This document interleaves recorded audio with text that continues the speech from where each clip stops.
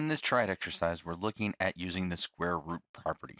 And in case you've forgotten, the square root property is simply if x squared equals a, then x equals plus or minus the square root of a.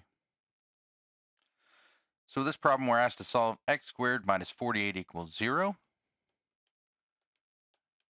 So when possible, we always want to isolate the variable term.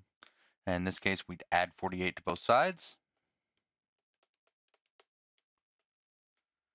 That gives us x squared on the left side and 48 on the right-hand side. Now here's where we implement the square root property. We have the variable being squared isolated on the left-hand side, so we will take the square root of both sides. When we do so, we need to remember to take plus or minus the square root. And that will give us the square root of x squared is x equals plus or minus the square root of 48. Now that is square root of 48 is our perfect square that's a factor. Yes, 16. So 16 times 3.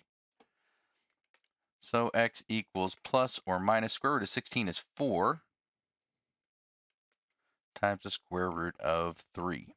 And now we will check our solution. Again, when solving equations, we can do so by substituting our solutions back into the original equation and verifying that it does make a true statement. So we have x squared minus 48 equals 0. So let's go with the negative first. Negative 4 times the square root of 3 squared minus 48. We want to know, does that equal 0? Well, negative 4 squared is 16. Square root of 3 squared is 3 minus 48 equals 0. 48 minus 48 does indeed equal 0.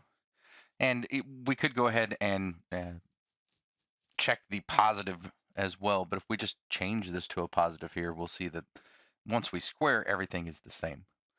So our solutions do check. When x squared minus 48 equals 0, x equals plus or minus 4 times the square root of 3.